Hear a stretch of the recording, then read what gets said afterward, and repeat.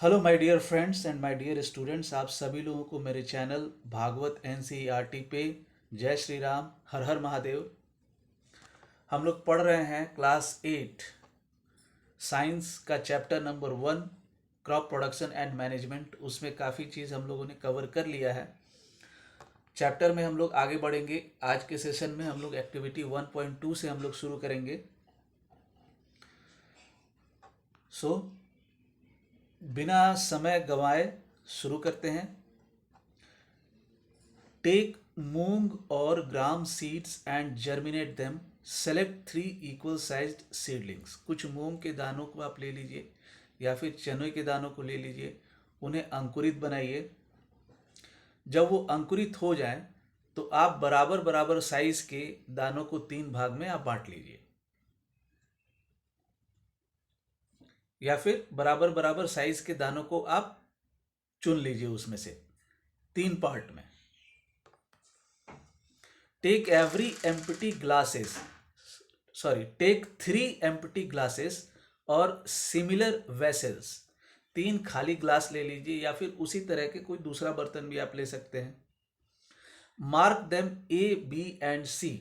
और तीनों ग्लासेस पे आप ए बी और सी मार्क कर लीजिए। To glass A add little amount of soil mixed with a little cow dung manure. Glass A में आप थोड़ा मिट्टी डालिए और मिट्टी के साथ गाय का गोबर मिला दीजिए खाद के रूप में। In glass B put the same amount of soil mixed with a little urea. Glass B में आप उतना ही मिट्टी डालिए जितना आपने ग्लास ए में डाला है, लेकिन ग्लास बी में आप खाद की जगह पे आप थोड़ा यूरिया डाल दीजिए। Take the same amount of soil in glass C without adding anything. जितना मिट्टी आपने ग्लास बी में डाला है उतना ही मिट्टी आप ग्लास सी में डाल दीजिए, लेकिन ग्लास सी में आप कुछ मिलाएंगे नहीं। जैसे आपने ग्लास ए में खाद मिलाया, काउडंग मिलाया खाद के रूप में, ग्लास बी में आपने यूरिया मिलाया, वैसे ग्लास सी में केवल मिट्टी ही डालिए जितना आपने ए और बी में डाला है, कुछ मिलाइए नहीं। Now pour the same amount of water in each glass and plant the seedlings in them. बीज को बोने के लिए थोड़ा पानी की आवश्यकता होती है, तो तीनों में आप बराबर बराबर मात्रा में आप पानी डाल दीजिए। और जो आपने बीजों को अंकुरित किया है और 3 बराबर बराबर भाग में बांटा है, मतलब तीनों तीनों के लिए जो आपने अंकुरित दानों को चुना है वो तीनों में बराबर बराबर साइज के दाने होने चाहिए। तो जो आपने दानों को चुना है उनको आप उन अंकुरित दानों को आप तीनों में आप डाल दीजिए बराबर बराबर।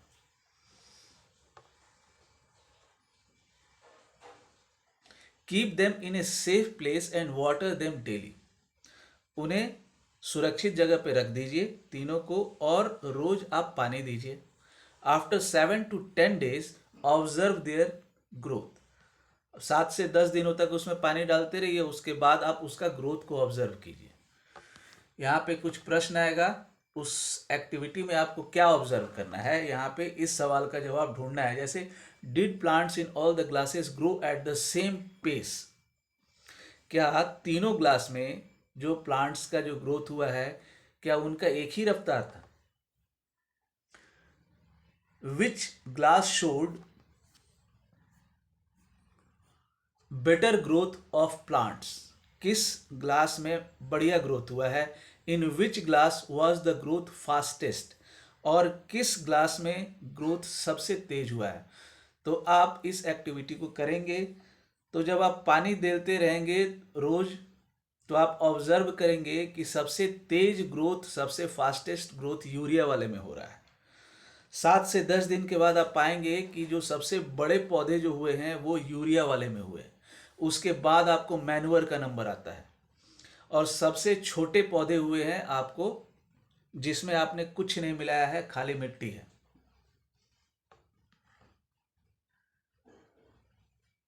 तो ये यूरिया फर्टिलाइज़र है। तो फर्टिलाइज़र का ये बेनिफिट है कि वो आपको फसल का उपज बहुत ज़्यादा मात्रा में कराता है, लेकिन उसके कुछ नुकसान भी हैं, वो हम लोग पढ़ेंगे यहाँ पे।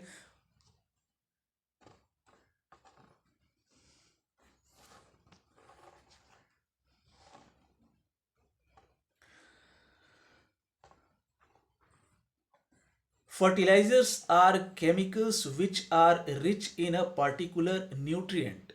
How are they different from manure? Fertilisers जो होते हैं वो एक तरह से वो केमिकल्स होते हैं जो कि खास प्रकार के पोषक तत्वों में उनमें प्रचुर मात्रा में होता है, खास तरह का न्यूट्रिएंट, वो न्यूट्रिएंट स्पेसिफिक होते हैं, कह सकते हैं हम लोग फर्टिलाइजर्स। हाउ आर, हाँ, और इसमें प्रश्न है कि ये खाद से डिफरेंट कैसे हैं।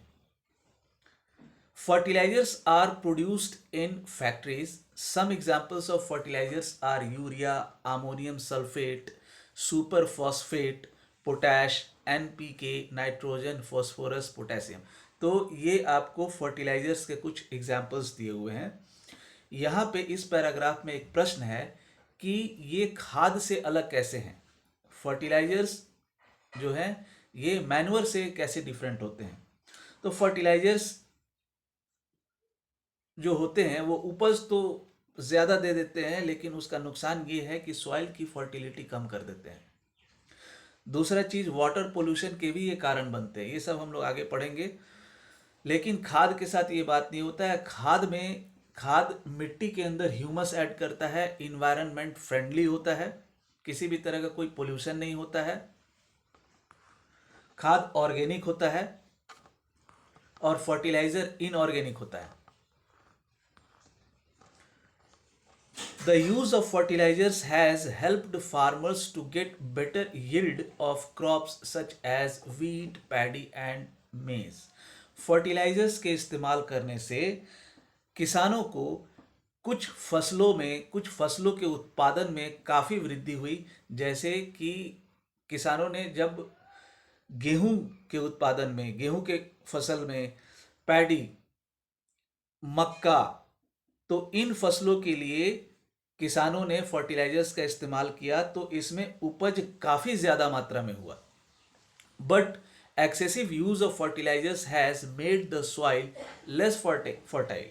लेकिन बहुत ज़्यादा फर्टिलाइजर्स यूज़ करने से मिट्टी की उर्वरता शक्ति कम हो जाती है, मिट्टी का जो फर्टिलिटी होता है वो कम हो जाता है।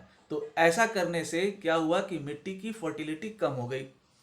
Fertilizers have also become a source of water pollution. Fertilisers water pollution का भी कारण बनते हैं।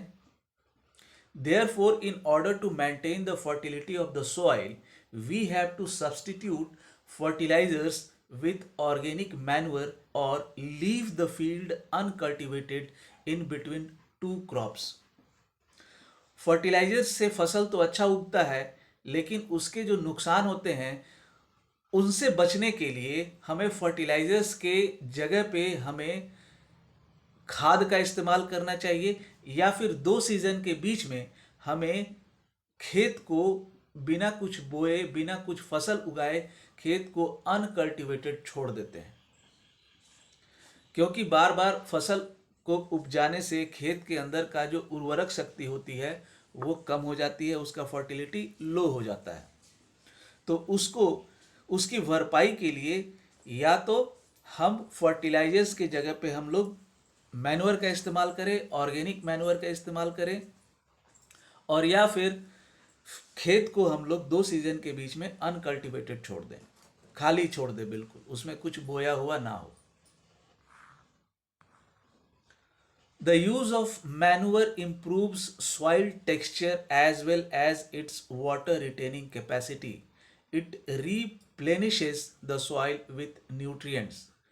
खाद के इस्तेमाल करने से वो मिट्टी का टेक्सचर, उसका जो गठन है, उसका बनावट है, वो और इम्प्रूव कर देता है, उसको बढ़िया कर देता है। उसके अंदर में पानी को रिटेन करने की कैपेसिटी, पानी को पकड़ के रखने की कैपेसिटी को वो बेहतर बना देता है। ये मिट्टी के अंदर में जो पोषक तत्व हैं जो कि कम होता है फसल के उपजाने से, उसकी भरपाई को ये पूरा कर देते हैं। जो न्यूट्रिएंट कम होता है उस मतलब न्यूट्रिएंट की मात्रा को ये मिट्टी में बढ़ा देते हैं। अगर हम खाद अच्छे से नहीं देंगे तो फसल भी स्वस्थ नहीं उपजेगा, अच्छा नहीं उपजेगा। इसीलिए किसान खाद जरूर देते हैं।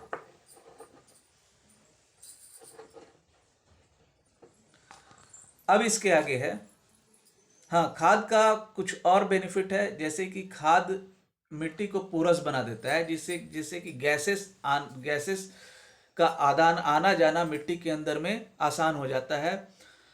और मैनुअर जब मिट्टी को पोरस बना देता है तो जो फ्रेंडली माइक्रो ऑर्गेनिजम्स होते हैं किसानों के, उनका ग्रोथ भी हो जाता है। तो ये सभी कुछ एडवांटेज हैं खाद का फर्टिलाइजर के ऊपर।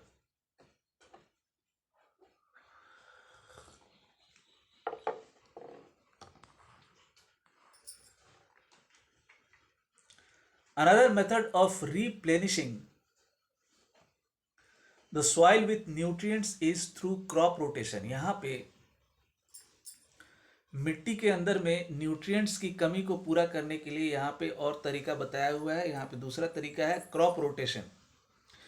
क्रॉप रोटेशन में क्या होता है कि एक सीजन में लेग्यूमिनस प्लांट उपजाया जाता है, दूसरे सीजन में नॉन लेग्यूमिनस प्लांट उपजाया जाता है। This can be done by growing different crops alternately. मतलब अभी जैसे कि हमने गेहूं उपजाया, उसके अगले सीजन में गेहूं हो गया नॉन लेग्यूमिनस प्लांट, तो गेहूं उपजाया तो इसमें न्यूट्रिएंट कम हो गया मिट्टी में। अब उस न्यूट्रिएंट की भरपाई के लिए हम कोई लेग्यूमिनस प्लांट अगले सीजन में उपजाएंगे, और लेग्यूमिनस प्लांट जब उपजाएंगे तो जो न्यूट्रिएंट की जो भरपाई है वो पूरी हो जाती है। फिर अगले सीजन में हम फिर से गेहूं को उपजाएंगे। तो ये तरीका होता है क्रॉप रोटेशन का।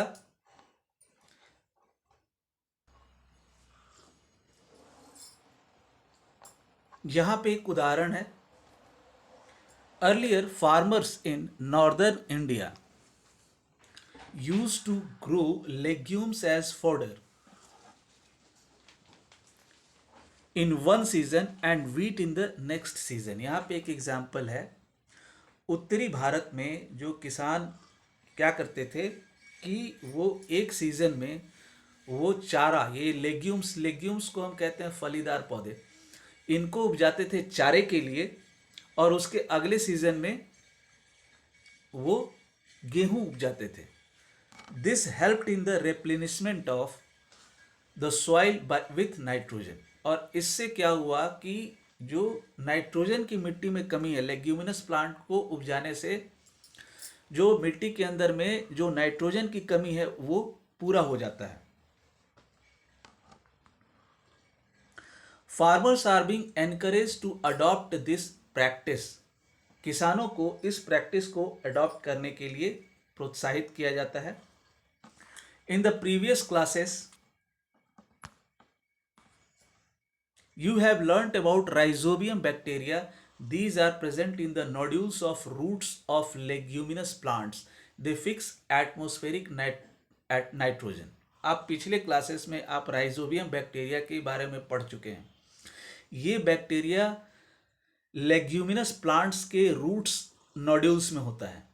ये क्या करता है कि जो एटमॉस्फेरिक नाइट्रोजन होता है उसको ये उसका स्थिरीकरण कर देता है, उसको मिट्टी में ये फिक्स कर देता है, उसको नाइट्रोजन कंपाउंड में उसको कन्वर्ट कर देता है, या फिर कह सकते हैं जो एटमॉस्फेरिक नाइट्रोजन है उसको वो मिट्टी में फिक्स करके वो वाटर सोल्यूबल बना देता है। जब वो वाटर सोल्यूबल हो जाता है तो फिर प्लांट उसको पानी के साथ अपने अंदर ले लेता है और फिर उसका इस्तेमाल करता है। तो ये यहाँ पे ये लेग्यूमिनस प्लांट्स को हम लोग उपजाते हैं जो नाइट्रोजन का जो कमी है उसको पूरा करने के लिए। इसको उपजाने का एक एडवांटेज ये भी है कि इसको उपजाने में जो नाइट्रोजन स्पेसिफिक जो फर्टिलाइजर का इस्तेमाल करने का इसको आवश्यकता नहीं होता है इन पौधों को उपजाने के लिए, क्योंकि ये खुद ही नाइट्रोजन खुद ही बना देता है। नाइट्रोजन की कमी ये खुद ही पूरा करता है। तो कुछ जैसे नॉन लेग्यूमिनस प्लांट हैं, जैसे कि वीट हो गया, मेज हो गया, पैडी हो गया, मिलेट हो गया, इनको ऑल्टरनेटली इसको उपजाया जाता है आपको लेग्यूमिनस क्रॉप्स के साथ। जैसे कि आपको पल्सेस हो गया, पल्सेस लेग्यूमिनस प्लांट्स हो गए, pulses, peas, beans, groundnut, clover, तो एक सीजन में ये सभी नॉन लेग्यूमिनस प्लांट्स को उपजाया जाता है और फिर उसके अगले सीजन में लेग्यूमिनस प्लांट्स को उपजाया जाता है।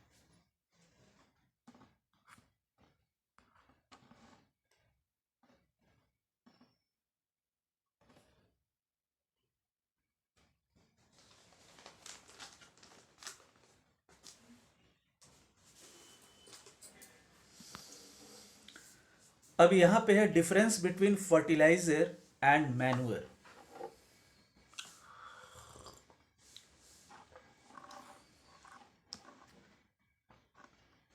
इसमें फर्टिलाइजर और मैन्यूअर के बीच का डिफरेंस दिया हुआ है कि क्या अंतर है। काफ़ी कुछ मैं बता चुका हूं, लेकिन चलिए एक बार इसको पढ़ लेते हैं।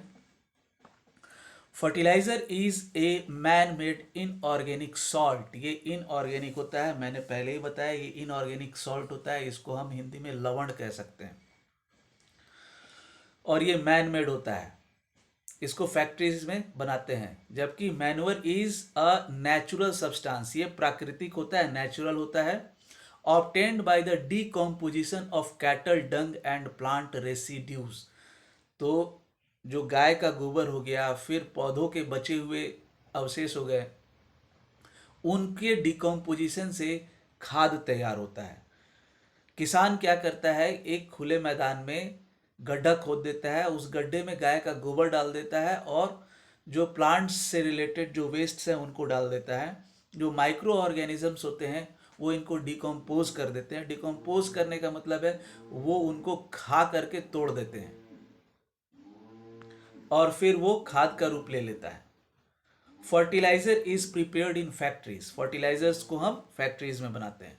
Manure can be prepared in the fields, खाद को मैदान में भी, खेत में भी बनाया जा सकता है। खेत में किसी जगह, कोई जगह अपना ले लिए और लेने के बाद वहाँ पे खड्डा खोद करके वहाँ पे किसान जो है वेस्ट को डालते हैं और फिर खाद बनाते हैं। Fertiliser does not provide any humus to the soil, fertiliser किसी भी तरह का ह्यूमस नहीं देता है मिट्टी को। ह्यूमस ऑर्गेनिक होता है और ह्यूमस जब मिट्टी में होता है तो मिट्टी की जो फर्टिलिटी होती है वो काफ़ी ज़्यादा होती है। पौधों के उपज के लिए ह्यूमस काफ़ी काम का चीज़ होता है। ह्यूमस के बारे में हम पढ़ चुके हैं। Manure provides a lot of humus to the soil, जबकि खाद से मिट्टी को ढेर सारा ह्यूमस मिलता है।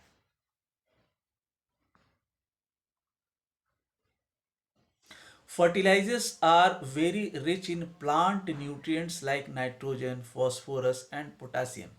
जो फर्टिलाइजर्स होते हैं उनमें न्यूट्रिएंट्स बहुत ज़्यादा होता है, ज़्यादा मात्रा में होता है, जैसे कि nitrogen, phosphorus, potassium. Manure is relatively less rich in plant nutrients. Manure में, खाद के अंदर में तो सारे पोषक तत्व होते हैं प्लांट के काम की चीज़ों वाले, लेकिन फर्टिलाइजर के तुलना में खाद में कम होता है।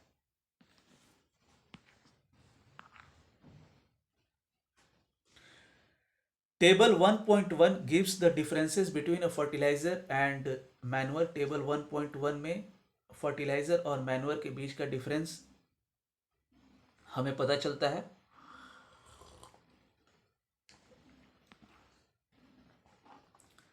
एडवांटेजेस ऑफ मैन्युअर, मैन्युअर का क्या विशेषता है वो यहाँ पे लिखा है। द ऑर्गेनिक मैन्युअर, जैविक खाद, ऑर्गेनिक मैन्युअर को हम जैविक खाद कहेंगे, हिंदी में कहते हैं, is considered better than fertilisers. Organic manure को फर्टिलाइजर्स की तुलना में ज़्यादा बढ़िया माना गया है। This is because it enhances the water holding capacity of the soil. क्योंकि मैन्युअर, पहले भी बता चुका हूं कि मैन्युअर मिट्टी के अंदर वाटर होल्डिंग कैपेसिटी को बढ़ा देता है। It makes the soil porous due to which exchange of gases becomes easy. Manure क्या करता है, मिट्टी को पोरस बना देता है, जिससे कि मिट्टी के अंदर में गैसेस का आना जाना अच्छा हो जाता है, आसान हो जाता है। It increases the number of friendly microbes. Manure जो फ्रेंडली माइक्रोब्स हैं, जो जो काम के जो जीवाणु हैं उनको, सूक्ष्म जीव जो जो जो काम के जो सूक्ष्म जीव हैं उनको वो बढ़ावा देता है। It improves the texture of the soil, ये मिट्टी के गठन को अच्छा बना देता है। मैनुअल।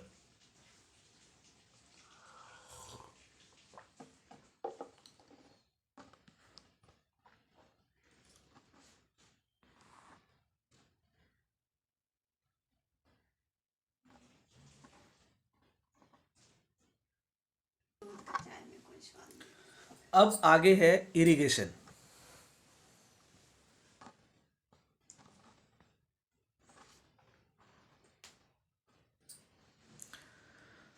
तो इसके आगे का स्टेप है जो कि किसान फसल को उपजाने के लिए उठाते हैं, वो है इरिगेशन, मतलब सिंचाई का काम। किसान खेत में अलग अलग समय पे अलग अलग कारण से वो पानी देते हैं। अगर मान लीजिए कि खेत बहुत कड़ा है, मतलब खेत बहुत सख्त है, तो उसके ऊपर उसको ढीला करने के लिए भी पानी दिया जाता है ताकि वो थोड़ा मुलायम हो जाए, फिर उसकी जुताई आसान हो जाए। उसके बाद अलग अलग चरणों में पौधों का ग्रोथ होता है, अलग अलग चरण में फिर पौधों को पानी देना पड़ता है। तो चलिए हम इरिगेशन के बारे में पढ़ते हैं कि किसान कब किस प्रकार से खेतों की सिंचाई करते हैं। All living beings need water to live, जितने भी जीव हैं सभी को पानी की आवश्यकता है जीने के लिए। Water is important for proper growth and development, पानी आवश्यक है सही तरीके से ग्रोथ के लिए और विकास के लिए, डेवलपमेंट के लिए। Water is absorb by the plant roots, पानी प्लांट रूट्स के द्वारा एब्जॉर्ब कर लिया जाता है। Along with water minerals and fertilisers also absorbed, पानी के साथ में मिनरल्स और फर्टिलाइजर भी एब्जॉर्ब हो जाते हैं। तो पानी का देखिए क्या क्या विशेषता है यहाँ पे। पानी ग्रोथ और डेवलपमेंट के लिए आवश्यक है पौधों के, और उसके बाद पानी जो मिनरल्स है, फर्टिलाइजर्स हैं, उनका भी कैरियर होता है, उनको भी ट्रांसपोर्ट करता है मिट्टी से प्लांट्स के अंदर में अलग अलग पार्ट्स में। प्लांट्स कंटेन नियरली 90% वाटर, पौधों के अंदर में लगभग 90% पानी ही होता है। Water is essential because germination of seeds does not take place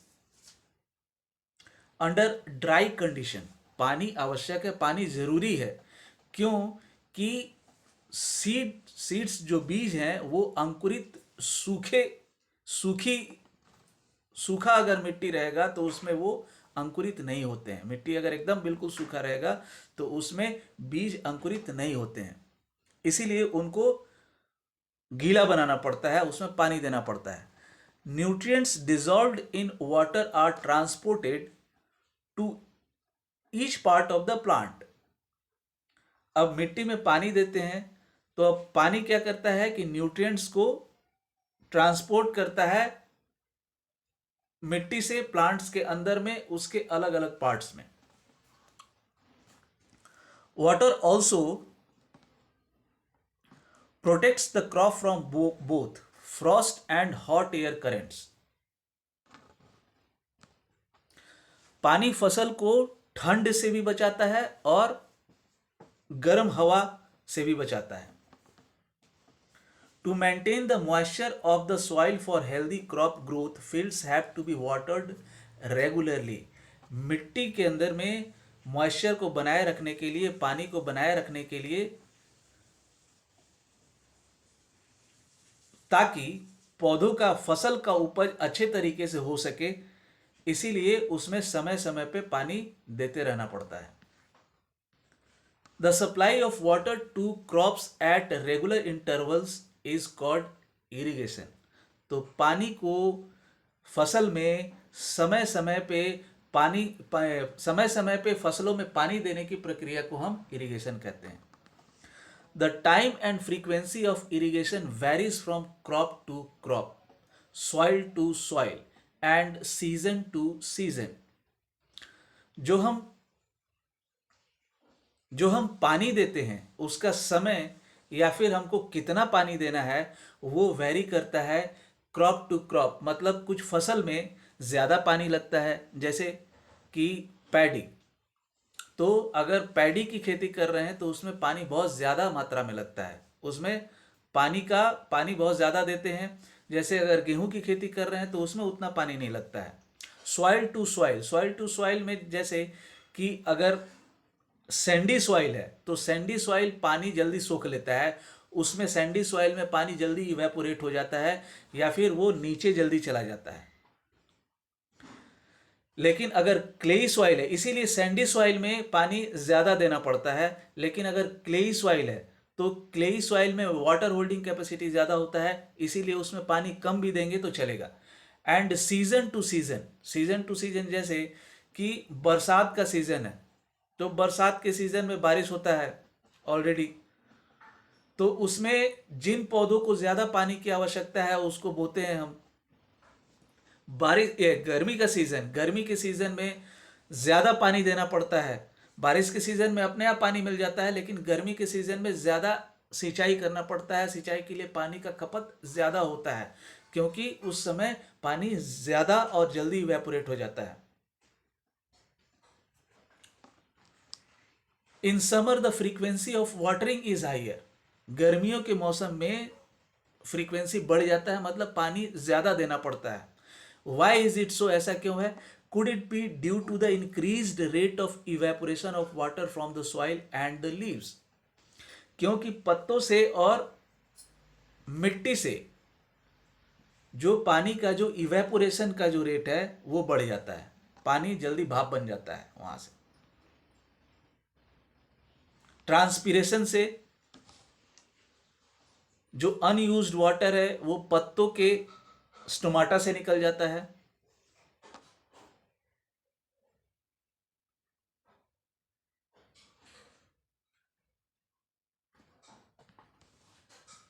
तो ये कारण होता है कि पानी आपको गर्मी के मौसम में सिंचाई में पानी ज़्यादा खपत होता है, किसान को पानी ज़्यादा देना पड़ता है। I am very careful this year about watering the plants. अब इस साल बूझो सतर्क है। किस क्यों सतर्क है? तो पानी को देने से मतलब कि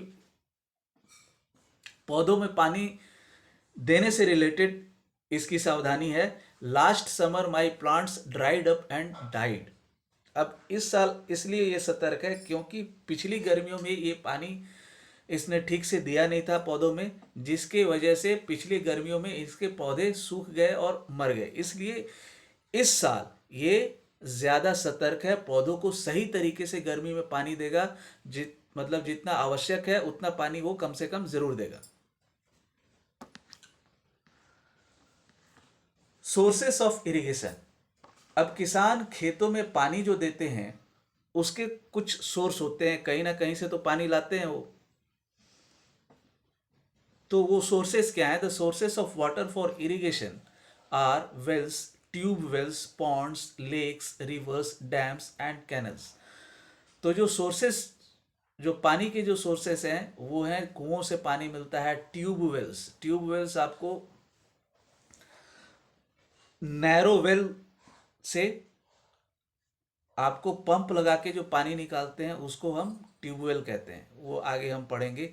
पॉन्ड्स तालाब से, लेक्स झीलों से, रिवर्स नदियों से, डैम्स से बांधों से, कैनल्स नहरों से। तो ये सभी सोर्सेस हैं जहाँ से किसान यहाँ से पानी ले करके अपने खेतों में डालते हैं।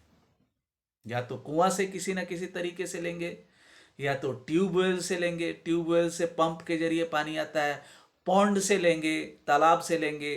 तो अलग अलग तरीका है पानी इन सोर्सेस से ले करके ट्रांसपोर्ट करने का खेतों में, उसके बारे में हम अभी डिटेल में पढ़ेंगे।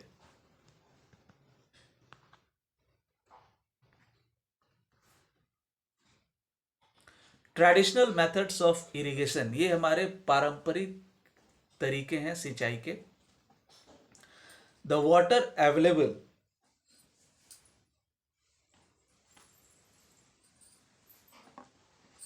In wells, lakes, and canals is lifted up by different methods in different regions for taking it to the fields.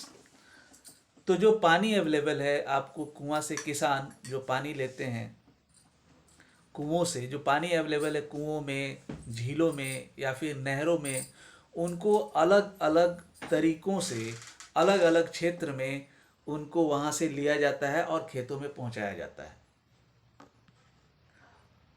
तो अलग अलग पारंपरिक तरीके हैं जो कि क्षेत्र के हिसाब से, ज़मीन के हिसाब से, फसल के हिसाब से पानी को लिया जाता है।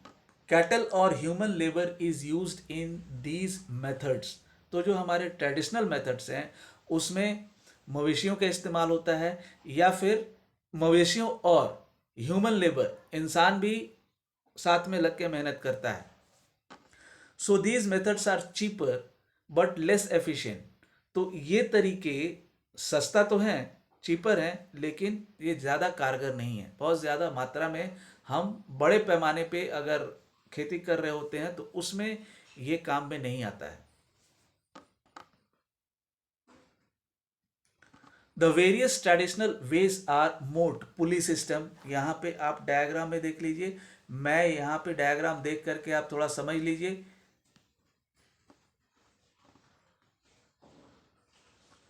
यहाँ पे हाँ, ये जो रस्सी जो बंधा हुआ है, ये रस्सी एक बड़े से बर्तन से बंधा हुआ है, बड़े से कंटेनर से बंधा हुआ है, और ये रस्सी को जानवर खींचता है। यहाँ आदमी खड़ा है, इसको छोड़ देता है, जब पानी डाल देता है उसके बाद फिर वापस छोड़ देता है नीचे कुएं में, और फिर जानवर इसको खींच के निकालता है, और फिर किसान क्या करता है, इसको डालता है, और फिर यहाँ से पानी खेत में चले जाता है। इसके ऊपर, इन ट्रेडिशनल मेथड्स के ऊपर मैं अलग से सेपरेट वीडियो बनाऊंगा। आप डायग्राम देख लीजिए और डायग्राम से आप थोड़ा समझ लीजिए, क्योंकि इसका एक्सप्लेनेशन यहाँ दिया हुआ नहीं है, केवल एक कि ट्रेडिशनल मेथड्स में कौन कौन से हैं उनका नाम केवल दे दिया। यहाँ पे चेन पंप है, चेन पंप आपको ये वाला रहा चेन पंप, ये है चेन पंप। उसके बाद है, ये है धेकली। धेकली हम लोग वहाँ यूज़ करते हैं जहाँ पे कुआं में पानी ऊपर है, ताकि ज़्यादा लंबा रस्सी नहीं है। यहाँ बाल्टी से आदमी क्या करता है कि उसको दबा करके, ये जो, हाँ, ये वाला जो लकड़ी का मोटा सा लगा हुआ है और इसके साथ एक वजन और लगा हुआ है, यहाँ से किसान इसको यहाँ कहीं से पकड़ के उसको नीचे झुकाता है, इसमें पानी भर जाता है और फिर उसको वापस छोड़ देता है। तो यहाँ पे जो वजन है, इस वजन के कारण ये पानी ऊपर आ जाता है और फिर किसान इसको खेत में डालता है। तो ये सभी ट्रेडिशनल तरीके हैं जिन्हें किसान यूज़ किया करते थे। अभी भी कई जगहों पे ये इस्तेमाल होते हैं, ये traditional methods. Pumps are commonly used for lifting water. Diesel, biogas, electricity and solar energy is use to run these pumps. आज के समय में पंप्स का इस्तेमाल होने लगा है। ये जो ट्रेडिशनल मेथड है इरिगेशन का, ये उतना कारगर नहीं है, इसीलिए आज के समय में पंप्स का इस्तेमाल होता है पानी को निकालने के लिए। और इन पंप्स को चलाने के लिए डीजल, बायोगैस, आपको इलेक्ट्रिसिटी, सोलर एनर्जी, इनका इस्तेमाल किया जाता है पंप्स को चलाने के लिए।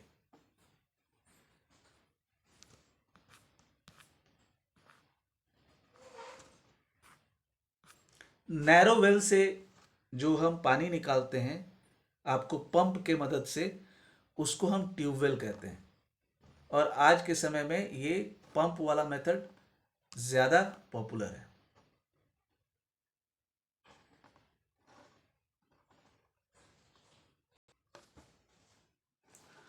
अब हम देखेंगे मॉडर्न मेथड्स ऑफ इरिगेशन, जो आधुनिक तरीके हैं।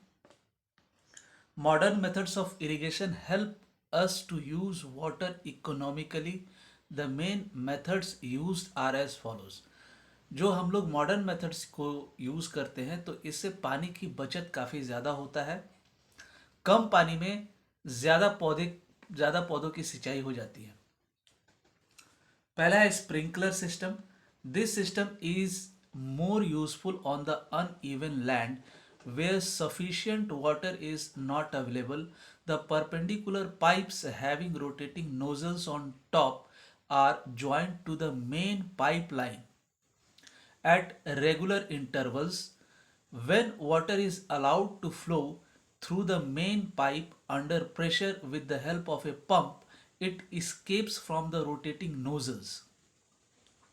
It gets sprinkled on the crop as if it is raining. A sprinkler is very useful for lawns, coffee plantation, and several other crops.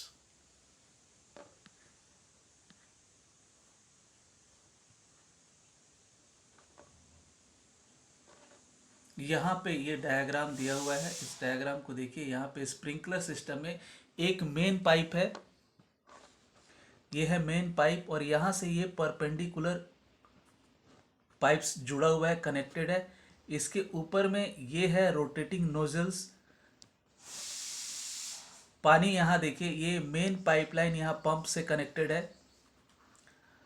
जब पानी को प्रेशर में छोड़ा जाता है तो फिर इस नोजल से पानी का छिड़काव होता है चारों तरफ, जैसे लगता है कि बारिश हो रहा है। ये सिस्टम आपको लॉन्स में, कॉफ़ी के प्लांटेशन में और भी दूसरे फसलों में जहाँ पानी की कमी है, जहाँ पे अनइवन लैंड है, जहाँ पे ज़मीन एक समान नहीं है, वहाँ पे ये स्प्रिंकलर सिस्टम काम में आता है।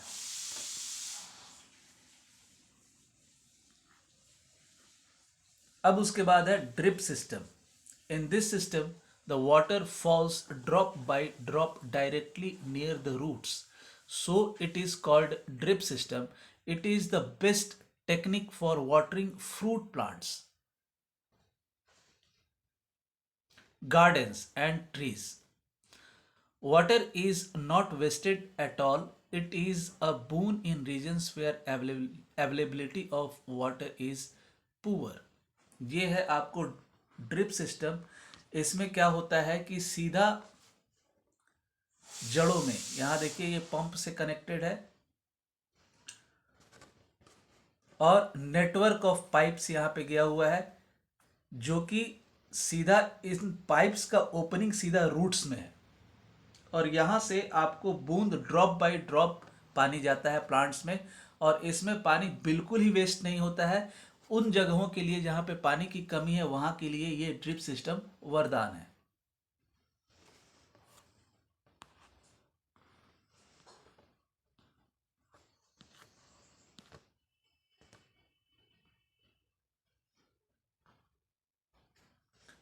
अब उसके बाद किसान क्या करता है, अगला स्टेप सिंचाई करता है। सिंचाई के बाद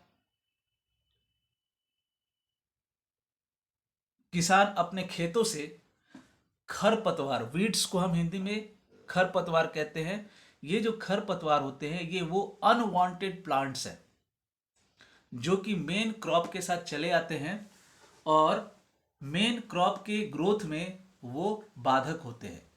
तो इनको साफ करना जरूरी होता है, इनको हटाना जरूरी होता है। तो जो विभिन्न क्रियाकलाप जो किसान करते हैं एक फसल को उपजाने में, तो उसमें से ये भी एक मुख्य, ये महत्वपूर्ण क्रियाकलाप है। इसके बारे में हम जानेंगे।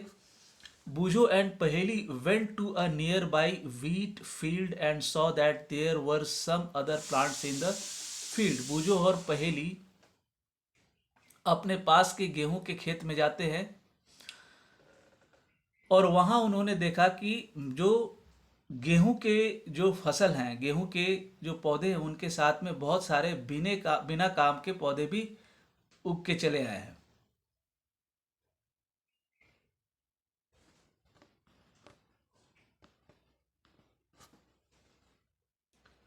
How these other plants have been planted purposely? Sorry, have these other plants been planted purposely? अब बूझो पूछ रहा है ये सवाल कि क्या ये जो दूसरे प्लांट्स जो वीट के साथ जो उग रहे हैं, या क्या इन्हें भी बोया गया है जानबूझ करके, इन्हें भी उगाया गया है जानबूझ करके। In a field many other undesirable plants may grow naturally along with the crop. These undesirable plants are called weeds.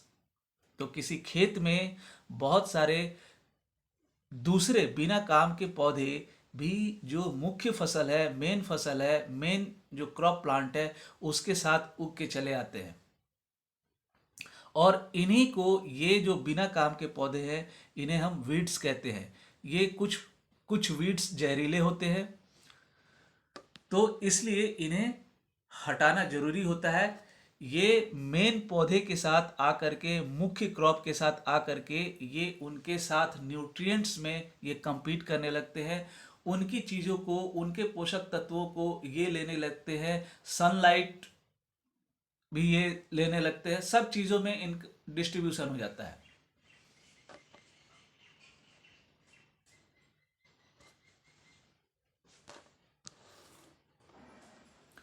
The removal of weeds is called weeding. Weeding is necessary since weeds compete with the crop plants for water, nutrients, space and light. तो इन खरपतवार को हटाने का जो प्रक्रिया है, weeds को हटाने का जो प्रक्रिया है, उसे हम वीडिंग कहते हैं।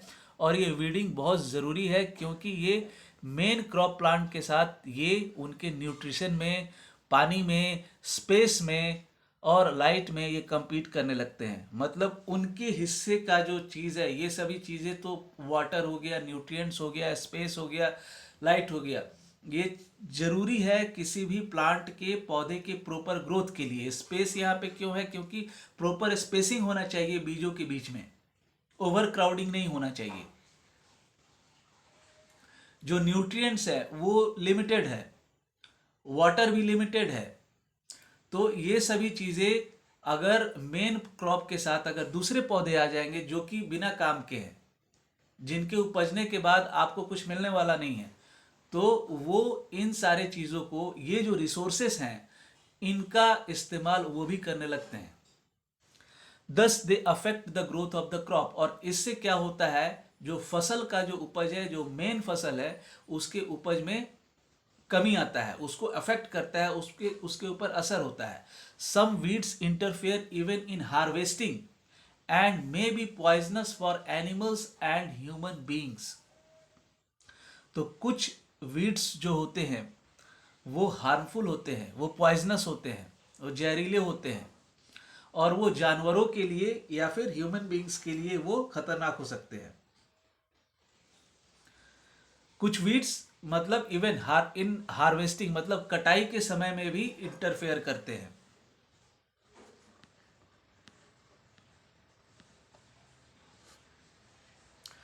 Farmers adopt many ways to remove weeds and control their growth. Tiling before sowing of crops helps in uprooting and killing of weeds, which may then dry up and get mixed with the soil.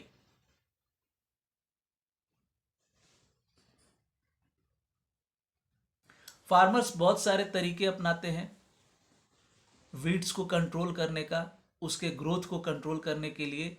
ये farmers बहुत सारे तरीके अपनाते हैं। उनमें से एक तरीका है, जैसे मिट्टी को पहले से उनका टाइलिंग कर देना, उनकी खुदाई कर देना। खुदाई कर देने से क्या होता है कि जो वीड्स है वो जड़ से उखड़ जाते हैं और फिर उखड़ के वहीं पे गिर जाते हैं, और जब सूख जाते हैं तो फिर वो मिट्टी के साथ मिक्सअप हो जाते हैं। The best time for the removal of weeds is before they produce flowers and seeds. सबसे बढ़िया समय होता है वीड्स को हटाने का जब उनमें फ्लावर्स और सीड्स आए, उससे पहले ही उनको हटा दिया जाता है, क्योंकि अगर उनमें सीड्स आ जाएगा तो फिर बहुत तेजी से वीड्स बढ़ जाएंगे। The manual removal includes physical removal of weeds by uprooting or cutting them close to the ground. Manual removal, आदमी अपने हाथ से उसको हटाता है। फिजिकली उसको क्या करता है, या तो सीधा जड़ से उखाड़ देता है, और नहीं तो फिर जड़ से, उसको जड़ के पास से उसको काट देते हैं। This is done with the help of खुरपी, और ये काम वीड्स को निकालने का काम खुरपी से किया जाता है। या तो जड़ से सीधा निकाल ही देते हैं और नहीं तो फिर उसको काटते हैं नीचे से, जड़ के पास से। A seed drill is also use to uproot weeds. Seed drill का भी हम इस्तेमाल कर सकते हैं वीड्स को जड़ से उखाड़ने के लिए। Weeds are also controlled by using certain chemicals called weedicides like 2,4-D। Weeds को हम लोग वीडीसाइड्स वो दवाइयाँ होती है जो कि मेन फसल को बिना नुकसान पहुंचाए केवल वीड्स को ही मारते हैं। तो उसमें कुछ एग्जाम्पल है, जैसे 2,4-D। तो ये सभी कुछ वीडीसाइड्स है जो कि खरपतवार को मारने के लिए इस्तेमाल में लाया जाता है। These are spread in the fields to kill the weeds. इनका छिड़काव किया जाता है वीड्स को मारने के लिए, खरपतवार को खत्म करने के लिए इनका छिड़काव किया जाता है। They do not damage the crops, और ये फसल को डैमेज नहीं करते हैं। The weedicides are diluted with water to extent required and spread in the fields with a sprayer. Weedicide को क्या किया जाता है, पानी में मिलाया जाता है जितना जरूरत होता है, और उसके बाद उनका खेतों में छिड़काव किया जाता है स्प्रेयर के मदद से। स्प्रेयर के मदद से उनको छिड़का जाता है। Do weedicides have any effect on the person handling the weedicide sprayer. यह बूझो पूछ रहा है कि क्या जो इंसान वीडीसाइड को दवाई का जो छिड़काव कर रहा है, क्या उसके ऊपर इसका कुछ बुरा असर होता है, उसके हेल्थ के ऊपर क्या इसका कोई बुरा असर होता है जो इसका छिड़काव कर रहा होता है। तो इसका बुरा असर होता है, इसीलिए जो इसका छिड़काव करता है उसको अपने मुंह में कोई कपड़ा लपेट लेना चाहिए।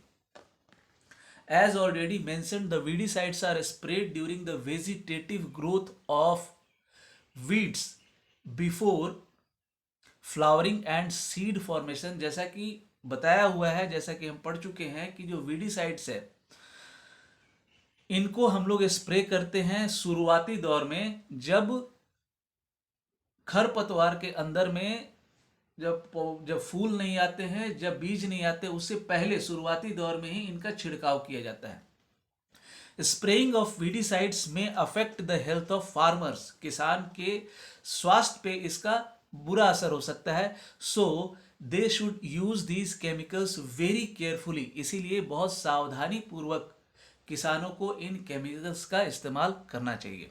They should cover their nose and mouth with a piece of cloth during spraying of these chemicals. उन्हें अपने मुंह को, अपने नाक को कपड़े से बांध लेना चाहिए जब वो इसका छिड़काव कर रहे होते हैं।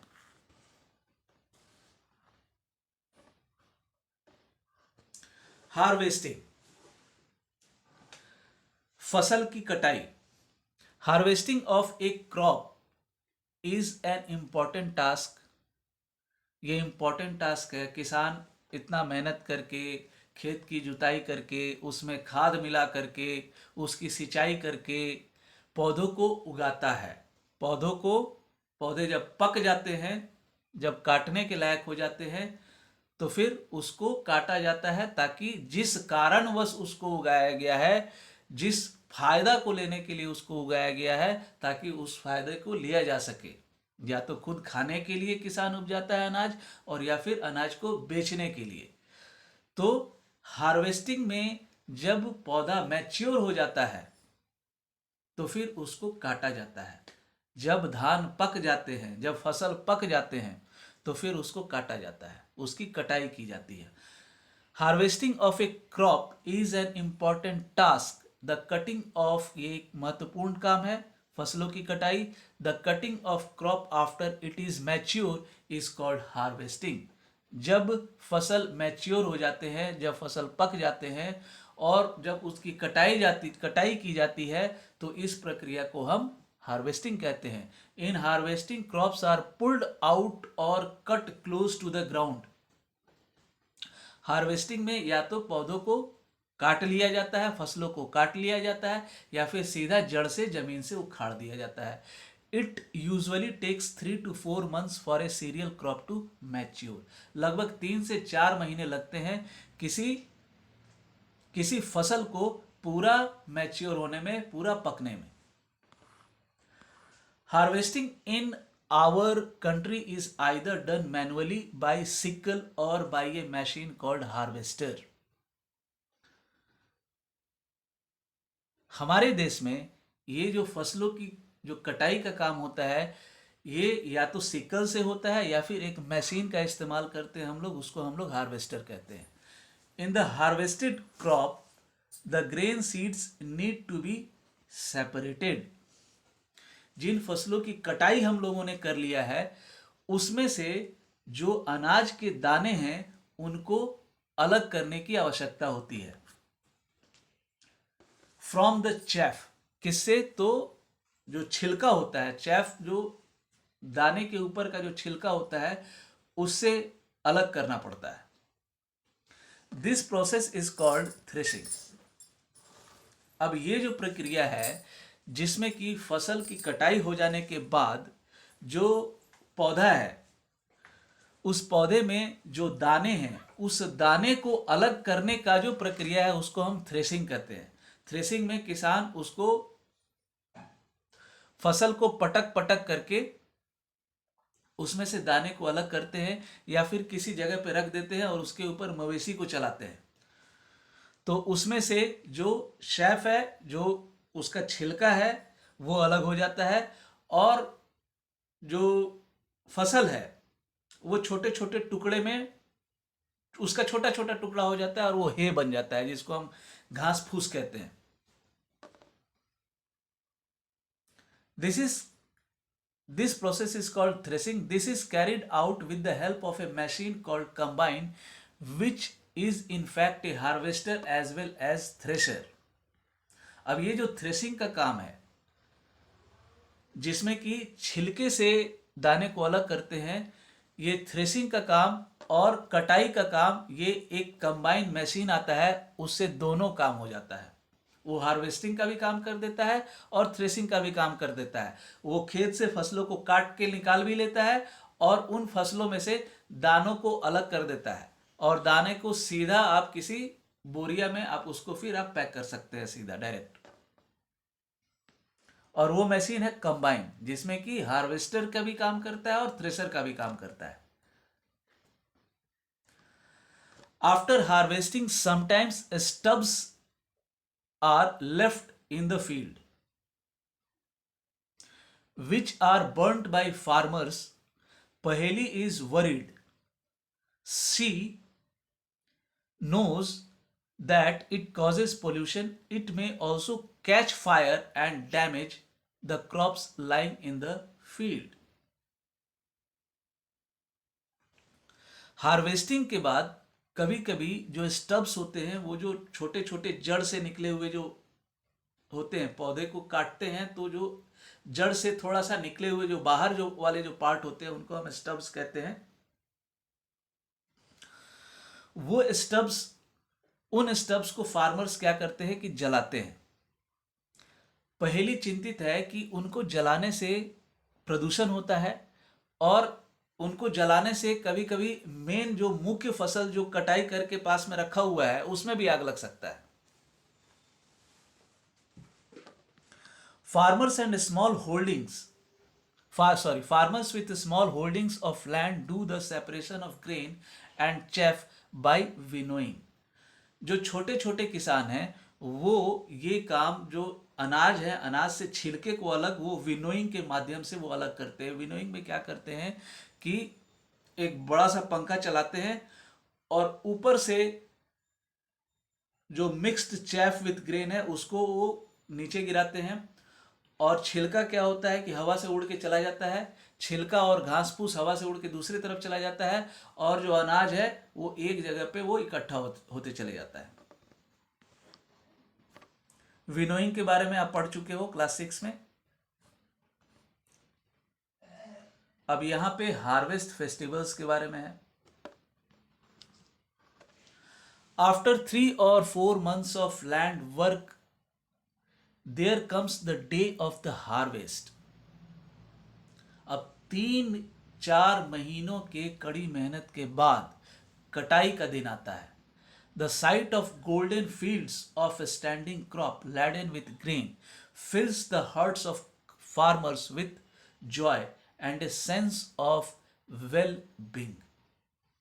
तो जो किसान के खेत होते हैं पहले तो हरा हरा रहता है, लेकिन जब फसल पक जाता है तो आपको सब पूरा स्वर्णिम स्वर्णिम दिखता है, एकदम गोल्डन कलर का पूरा फील्ड दिखता है.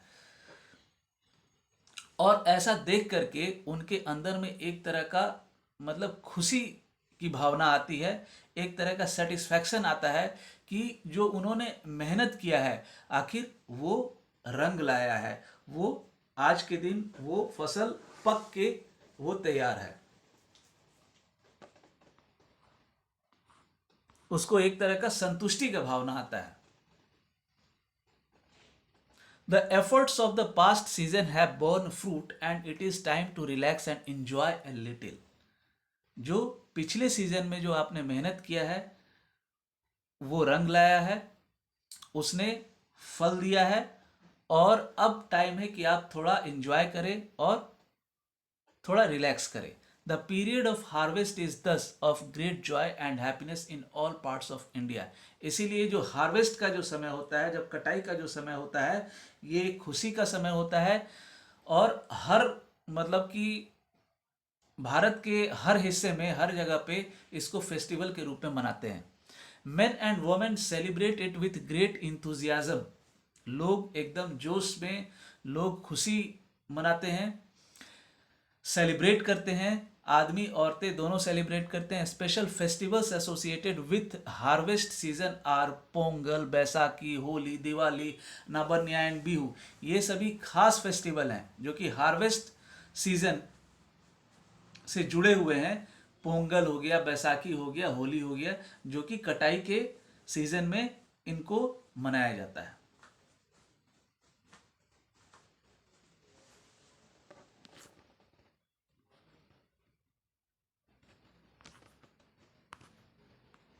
अब उसके बाद है स्टोरेज. अब कटाई करने के बाद किसानों को इसका रख रखाव सही तरीके से करना पड़ता है अपने फसल का. पहले तो कटाई करते हैं, कटाई के बाद उनमें से दानों को अलग करते हैं, जो मेन दाने हैं, क्योंकि वही तो काम में आने वाला है. तो उसको अलग करके फिर स्टोर करते हैं. तो जब कटाई करते हैं तो फसल में मॉइस्चर ज़्यादा होता है, मॉइस्चर को पूरा सुखाया जाता है और फिर उनको रखा जाता है. ये हम अभी पढ़ रहे हैं. Storage of produce is an important task. ये एक मुख्य इम्पॉर्टेंट महत्वपूर्ण काम है. जो कटाई किए हैं, जो फसल है आपका, उसको किस तरह से स्टोर करते हैं. If the harvested grains are to be kept for long time they should be safe for from moisture, insects, rats and micro organisms. जो हार्वेस्टेड ग्रेन्स है, जिसकी जिन फसलों की आपने जिन जिन अनाजों की आपने कटाई कर ली है, अगर उनको हार्वेस्टेड ग्रेन्स मतलब जिनका कटाई करने के बाद जिनको आप पौधे से दानों को जो अलग कर लेते हैं, उनको हम हार्वेस्टेड ग्रेन्स कहते हैं. तो ये जो हार्वेस्टेड ग्रेन्स हैं, जो आपने दानों को अलग कर लिया है, तो ये हार्वेस्टेड ग्रेन्स हैं. जब जब आपको इन्हें लंबे समय तक रखना होता है तो आपको इन्हें मॉइस्चर से मतलब पानी से, कीड़े मकोड़ों से, चूहों से और सूक्ष्म जीवों से बचा के रखना होता है, नहीं तो ये खराब हो जाएंगे. Harvested grains have more moisture.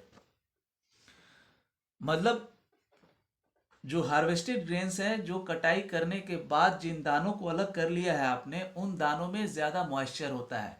If freshly harvested grains are stored without drawing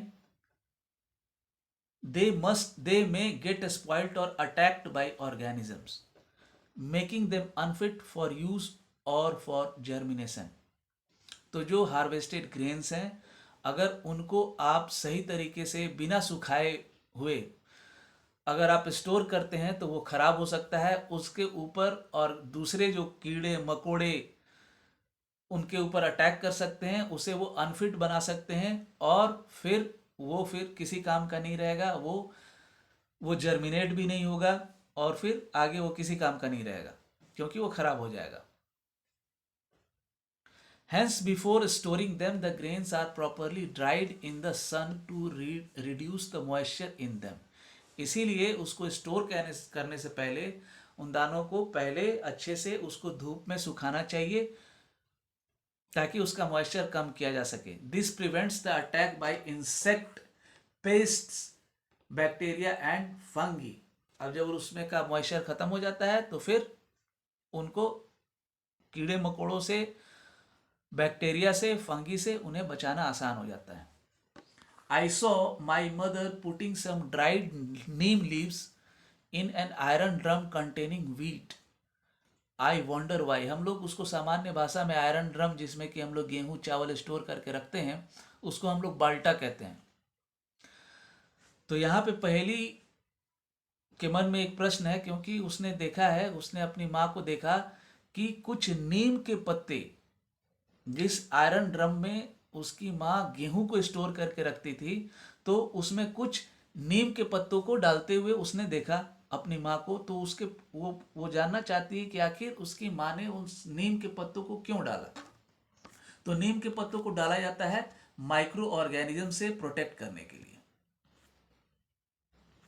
जो फसल को कीड़े मकोड़ों से बचाने के लिए।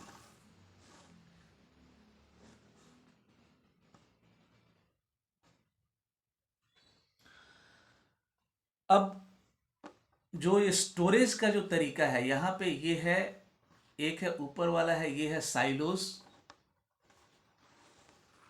ये बहुत बड़ा बड़ा सिलेंड्रिकल कंटेनर होता है। इसके अंदर में इनबिल्ट अरेंजमेंट होता है जो हार्वेस्टेड ग्रेन्स हैं उनको चूहों से, दूसरे इंसेक्ट से बचा के रखने का। अंदर में इनबिल्ट अरेंजमेंट होता है जिसमें कि अनाज खराब नहीं होता है। यह है साइलोज। और यहाँ पे नीचे है आपको ग्रेनरीज। इसमें गूनी बैग में रख के एक के ऊपर एक गूनी बैग्स को रख दिया जाता है। अनाज को क्या किया जाता है, अनाज को गूनी बैग्स में भर के एक के ऊपर एक करके रख दिया जाता है। ग्रेनरी में क्या होता है कि यहाँ से अनाज को ट्रांसपोर्ट करना आसान होता है साइलोज के कंपैरिजन में। Farmers store grains in jute bags और मेटालिक बीन्स। किसान अनाज को जूट बैग्स में या फिर मेटल से बने हुए बर्तन में उसको स्टोर कर देते हैं।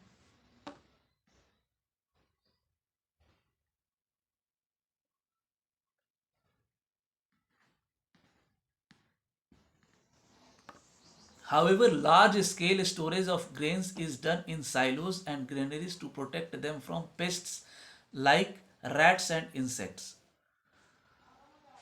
तो अगर बड़े पैमाने पे अगर अनाज को स्टोर करना हो तो साइलोस के बारे में मैंने बता दिया, ग्रेनरीज के बारे में बता दिया।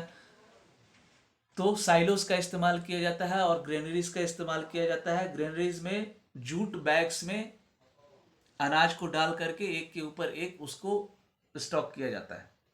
तो यहाँ पे क्या होता है कि समय समय पे पेस्ट कंट्रोल किया जाता है, मतलब दवाई का छिड़काव किया जाता है, चूहे मारने की दवाई डाली जाती है।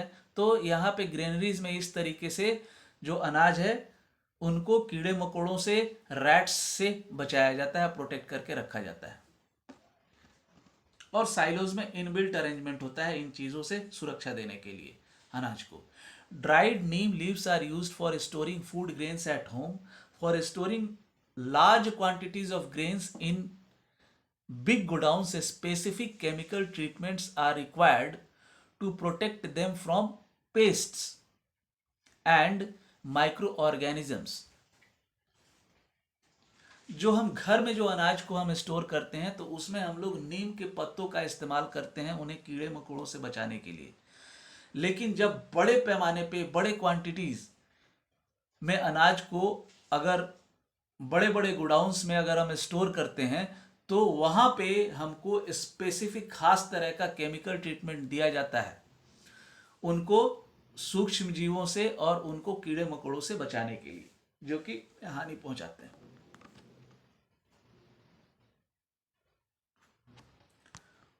Food from animals, make the following table in your notebook and complete it. Food, यहाँ पे जानवरों से हमें भोजन में क्या क्या प्राप्त होता है, यहाँ पे एक लिस्ट है। जैसे हमें मिल्क, दूध मिलता है, ये जानवर से मिलता है। सोर्स क्या है? काऊ है, बफेलो है, शी गोट है, सी कैमल है। हमें मीट गोट से मिलता है। तो और भी यहाँ पे आप लिस्ट बना सकते हैं जिसमें कि आपको जानवरों से खाने के लिए क्या क्या प्राप्त होता है। तो एनिमल हस्बेंड्री में क्या होता है, यहाँ पे एनिमल हस्बेंड्री के बारे में हम लोग पढ़ेंगे। After completing this table you must have seen that like plants animals also provide us with different kinds of food. इस टेबल को कंप्लीट करने के बाद आप पाएंगे कि पौधों की तरह जानवर भी हमें खाने के लिए भोजन देते हैं। Many people living in the coastal areas consume fish as a major part of their diet. बहुत से लोग जो समुद्र के किनारे में रहते हैं वो लोग, उनके भोजन में मछली एक मुख्य भाग होता है। मछली को वो बहुत ज़्यादा कंज्यूम करते हैं। In the previous classes you have learned about the food. मछली क्या होता है? इजी टू डाइजेस्ट भी होता है और आसानी से उपलब्ध भी हो जाता है और उसमें बहुत सारा न्यूट्रिशनल वैल्यू भी है। In the various classes you have in the previous classes you have learnt about the food that we obtain from plants. आप पिछले क्लासेस में आप पढ़ चुके हैं जो हमें भोजन जो प्लांट से मिलता है। We have just seen that the process of crop production involves a number of steps like selection of seeds, sowing etc. अभी हमने देखा कि क्रॉप प्रोडक्शन में, फसल के उत्पादन में बहुत सारे स्टेप्स होते हैं, जैसे कि सिलेक्शन ऑफ सीड्स मतलब बीजों का चुनाव, उनकी बुआई इत्यादि। Similarly, animals reared at home or in farms have to be provided with proper food, shelter and care. When this is done on a large scale, it is called animal husbandry. जिस तरह से फसल को उपजाने के लिए किसान, फसल एक सही तरीके से उपज जाए इसके लिए वो बहुत सारे क्रियाकलाप से गुजरते हैं। ठीक उसी तरह से जानवरों को, जिस तरह से हम फसल को उगाते हैं, ठीक उसी तरह से जानवरों को भी सही तरीके से रख के, उनका प्रॉपर इंतजाम करके उनको भी पाला जाता है, उनको भी बड़ा किया जाता है। उनको प्रॉपर फूड दे करके, उनको सही आवास दे करके, जहाँ पे वो रहना पसंद करते हैं उस तरह का घर बना करके, जब वो बीमार पड़े तो उनका इलाज करके, तो उनको पाला पोसा जा सकता है। और जब ये बड़े पैमाने पे किया जाता है तो उसको हम कहते हैं एनिमल हस्बेंड्री। जैसे बड़े पैमाने पे गाय को पाला जाता है उनसे दूध लेने के लिए, बड़े पैमाने पे बहुत सारे जानवरों को पाला जाता है, बड़े पैमाने मछली पालन होता है, मुर्गी पालन होता है। तो क्या किया जाता है? इनका रख रखाव सही तरीके से होता है, इनको इनके हिसाब से भोजन दिया जाता है, इनको इनके हिसाब से आवास दिया जाता है, और समय समय पे जब बीमार होते हैं तो इनको डॉक्टर, इनके लिए अलग से डॉक्टर भी होता है। तो ये जो प्रक्रिया है, ये जो चीजें करना है, अगर हम किसी बड़े पैमाने पे करते हैं तो इसको हम एनिमल हस्बेंड्री कहते हैं। Fish is good for health. We get cod liver oil from fish which is rich in vitamin D. मछली बहुत अच्छा होता है हेल्थ के लिए, इससे हमें प्रोटीन मिलता है और ये इजी टू डाइजेस्ट भी होता है। हमें मछली से क्या मिलता है? विटामिन डी मिलता है। और कॉड लिवर ऑयल एक प्रकार का तेल होता है जो कि हमें मछली से मिलता है।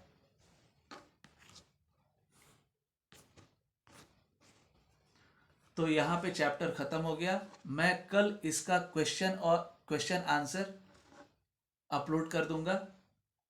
आप सभी लोगों का बहुत बहुत धन्यवाद। वीडियो अगर आपको पसंद आया, मेरा एक्सप्लेनेशन अगर आपको पसंद आया, तो आप कृपया वीडियो को लाइक कीजिए, शेयर कीजिए और कृपया मुझे सपोर्ट कीजिए। अगर एक्सप्लेनेशन के तरीके में अगर आप किसी भी तरह का कुछ इम्प्रूवमेंट चाहते हैं तो कृपया कमेंट बॉक्स में आप सजेस्ट कर सकते हैं कुछ। तो बहुत बहुत धन्यवाद।